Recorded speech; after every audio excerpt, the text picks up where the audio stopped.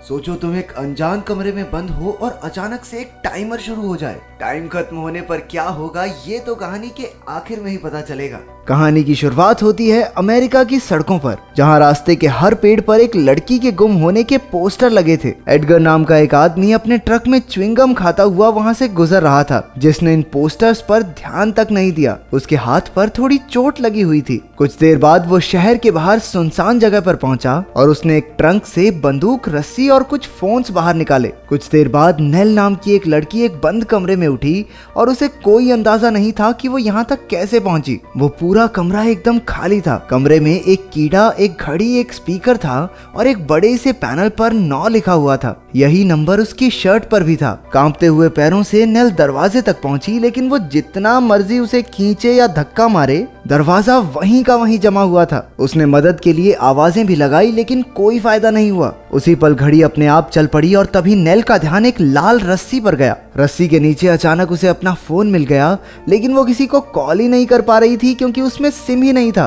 फिर उसने रस्सी के सहारे बाहर निकलने के बारे में सोचा। थोड़ी देर बाद उसकी नजर जमीन पर लगे एक धब्बे पर पड़ी जो खून का लग रहा था। उसने ऊपर देखा कि छत पर एक जगह कांच लगा हुआ था। उसने कूद कूद कर उस तक पहुंचने की बहुत कोशिश की, लेकिन वो पहुंच नहीं पाई। नेल ने घबरा कर इधर उधर चक्कर काटना शुरू कर दिया। वो इस कमरे में कर क्या रही थी ये उसकी समझ से बिल्कुल बाहर था। अचानक एक अलार्म बजने लगा और पूरे कमरे की रोशनी हरी हो गई। नेल जमीन पर बैठ गई और उसे लगा कि जरूर कुछ ना कुछ बुरा होने वाला है, लेकिन रोशनी कुछ ही पलों में बंद हो गई। फिर नेल ने अपना फोन फिर से बाहर निकाला और देखा कि सारे नंबर्स डिलीट कर दिए गए हैं। फोन में बस समुद्र की कुछ तस्वीरें थी, जिससे उसे एक गाना याद आ गया। उसमें डॉन नाम की एक लड़की की तस्वीर थी, जिसे देखकर नेल बेहद खुश हो गई। वो सोचने लगी कि आखिर डॉन उसे छोड़कर क्यों चली गई। इसके बाद नेल ने अपना जूता ऊपर कांच पर फेंका ताकि किसी का तो उस पर ध्यान जाए, लेकिन ये पैंतरा भी फेल हो गया। हताश होकर उसने गुस्से में अपना फोन दीवार पर दे मारा, लेकिन वो फोन 9 नंबर के पैनल में फंस गया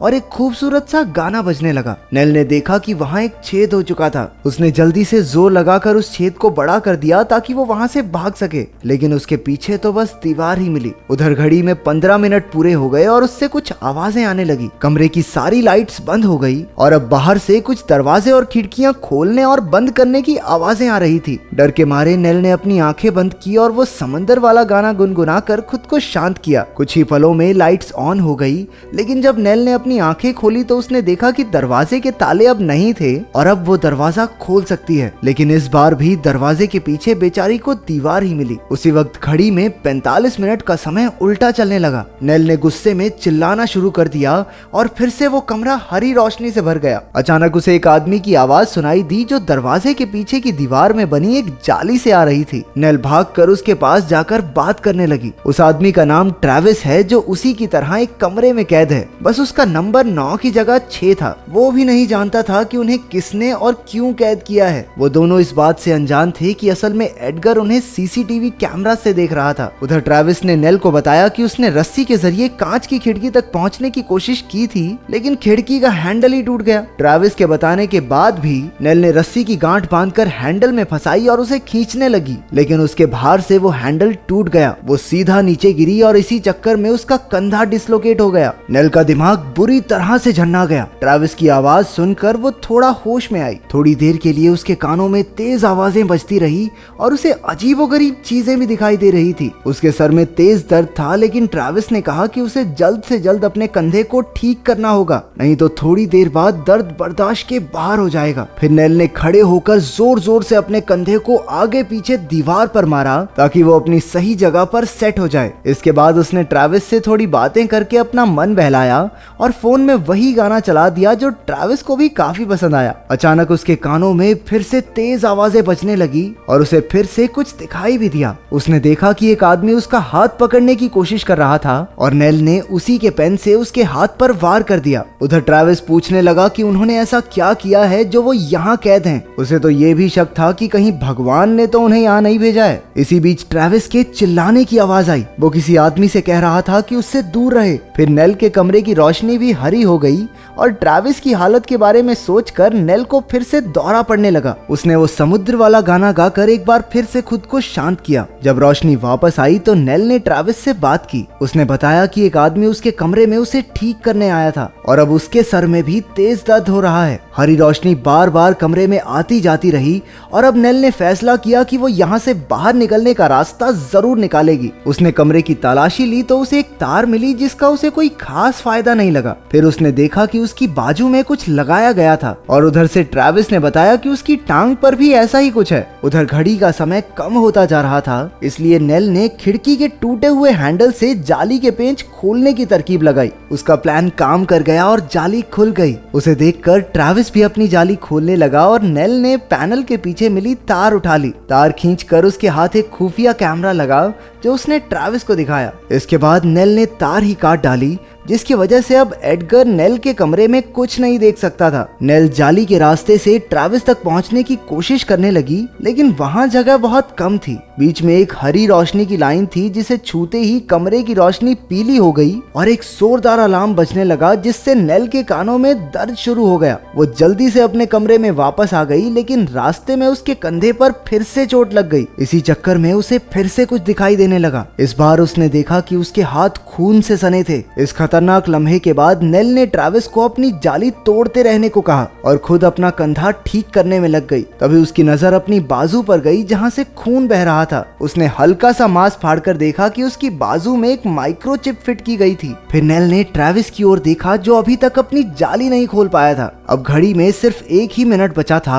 और अचानक से वो लाल हो गई। नेल ने ट्रैविस को जल्दी से जाली खोलने को कहा। ट्रैविस ने अपना पूरा जोर लगाकर ऐन मौके पर जाली खोल दी। समय खत्म होते ही लाइट्स और दरवाजे फिर से बंद हो गए। कुछ ही पलों में रोशनी आई और नेल अब तक गुस्से से भर चुकी थी। वो पागलपन की ओर बढ़ते हुए गाना गुनगुनाती हुई बीच में अजीबोगरीब चीजें बोलने लगी। अचानक दरवाजे में एक छोटी सी जगह खुल गई और बाहर से तेज लाल रोशनी आने लगी। नेल ने बड़े ध्यान से हाथ बाहर निकाला और उसके हाथ में एक बंदूक आ गई। तभी वो रोशनी हरी हो गई और पूरे कमरे में अजीब सी गैस भर गई। नेल एक बार फिर घबराकर चिल्ला रही थी और उसके दिमाग में ख्याल आया कि खुद को मार के ये मुसीबत खत्म ही कर दे। उसकी आवाज से रोशनी बदल गई और नेल को समझ आया कि आवाज से रोशनी बदल बदल कर उसे लाल रोशनी तक पहुंचना होगा।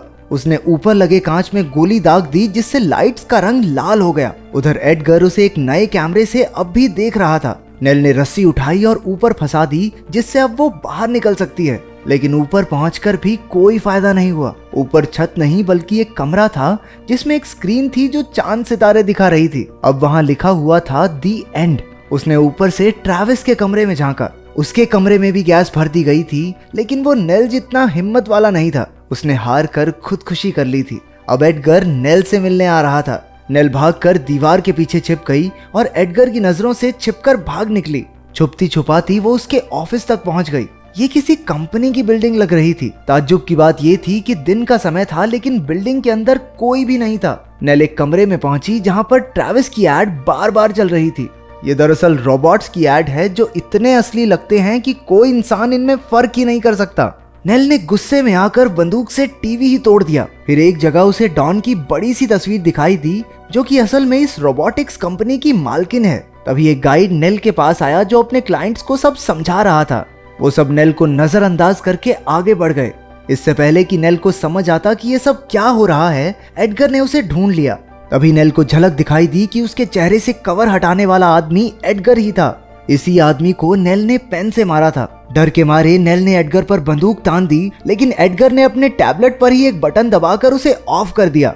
अब जाकर हमें पता चलता है कि नेल असल में इस कंपनी की एक रोबोट है और उसका मॉडल नंबर है 9। बाद में जब नेल की आंख खुली तो वो उसी समुद्र किनारे बैठी थी। जल्द ही एडगर भी वहां आ गया। नेल ने उस पर वार किया था, इसलिए उसे कुर्सी से बांध कर रखा गया है। ये समुद्र नेल के दिमाग के हिसाब से ही बनाया गया है और अब एडगर ने उससे कैद के बारे में सवाल पूछने शुरू किए। उन्हें कैद में इसलिए रखा गया था ताकि उनके अंदर के इंसानी जज्बातों को परखा जा सके। नेल और ट्रैविस को एक दूसरे का साथ देकर बाहर निकलना था। उन्होंने एक दूसरे का काफी ख्याल भी रखा। एडगर ने पूछा कि क्या कोई समय ऐसा आया जब नेल को अपनी इंसानियत पर ही शक हो गया हो। ये सुनते ही नेल को एहसास हुआ कि वो तो ये तक नहीं जानती कि वो है कौन। दरअसल नेल की ये ट्रेनिंग काफी हफ्तों से चल रही थी और कंपनी उसकी सारी खामियां हटाकर उसे मॉडल 10 बनाना चाहती है। टेस्ट के आखिर में उसकी याददाश्त मिटा दी गई क्योंकि वो इस भयानक सच को बर्दाश्त नहीं कर पाएगी। एडगर ने नेल को ऑफ करके फिर से उसी कमरे में बंद कर दिया। नेल बिना अपनी याददाश्त के एक बार फिर से उठी और एडगर अपने परिवार के साथ कहीं छुट्टियां मनाने निकल गया। क्या भविष्य में एकदम इंसानों जैसे रोबोट्स बन जाएंगे? आपका क्या मानना है कमेंट्स में जरूर बताना।